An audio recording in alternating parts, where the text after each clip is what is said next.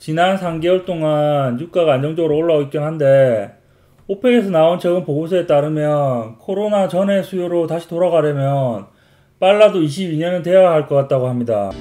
뭐라고요? 특히 락다운 등으로 항공유와 휘발유 수요 타격이 가장 큰데 다행이라면 글로벌 정유 마진이 최근 다시 플러스로 올라왔다고 합니다. 특히 아시아 쪽 사정이 좋다고 하네요. 세계에서 교통 관련으로 석유를 가장 많이 쓰는 나라가 미국인데 무려 전체 소비의 69%나 해당된다고 합니다. 세계적으로는 대략 26% 정도 된다고 하니 미국에 정말 차나 비행기가 넘쳐나는 거죠. 그리고 항공유가 전 세계 석유 소비량의 8% 정도 차지하는데 코로나 때문에 2, 4분기에 거의 70%나 떨어졌다고 합니다. 거의 하늘에 비행기가 없었다고 봐야죠.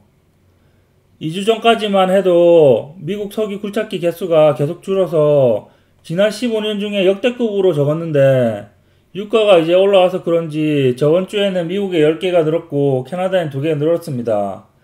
국제적으로 보면 여전히 38개가 줄었는데 이렇게 미국에 늘어난 이유와 오펙 생산량도 조금 늘었다는 소식 때문인지 저번 주 오일 회사 주식들이 좀 별로였습니다.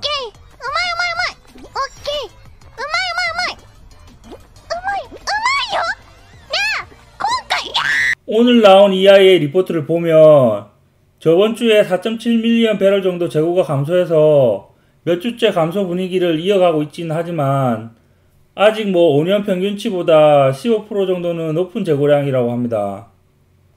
미국의 대중국 석유 수출이 7월 동안 무려 139%나 늘었다는 소식입니다.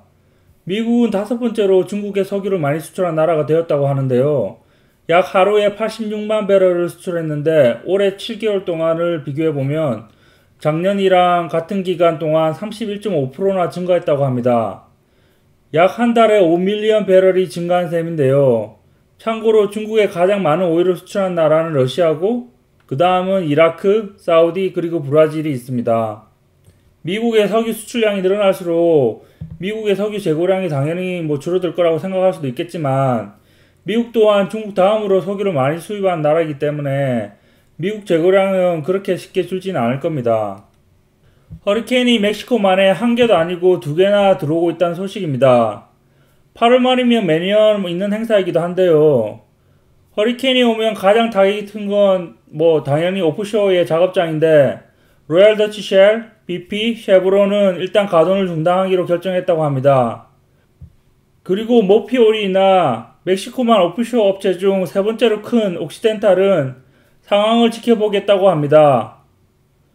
이번 허리케인으로 하루에 약 24만 배럴 석유와 119밀리언 큐빅핏의 천연가스가 생산이 중단될 것으로 보이는데 이번 허리케인이 그렇게 크진 않지만 일반적으로 허리케인이 더 심해지면 텍사스 이글포드 지역까지 영향을 미치게 됩니다.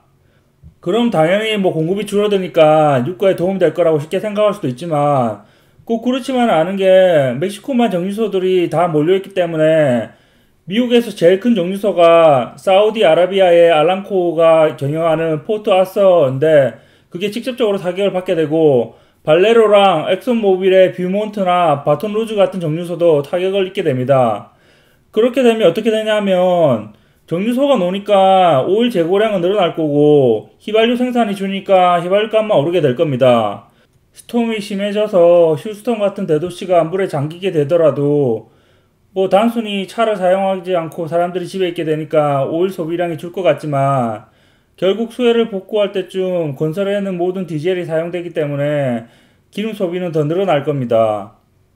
현재는 쉐브론, 엑슨모빌, 발레로, 토탈, 그리고 모티브 엔터프라이즈 등 6개 정유소가 작업을 중단한 상태인데요. 반면 마라톤, 리온덴 바젤, 로얄 더치 쉘 등의 정유소는 정상 작동할 거라고 합니다. 미드스트림 업체 중에는 마젤란이 휴스턴 쪽의 한 군데 터미널을 닫는다고 합니다. 가장 최신 뉴스로는 현재 멕시코만 석유 생산량의 대략 80%가 중단되었고 9개의 정유소가 생산 중단으로 미국 전체의 약 15% 정도 정유 용량이 멈췄다고 합니다. 오케이, 여기까지.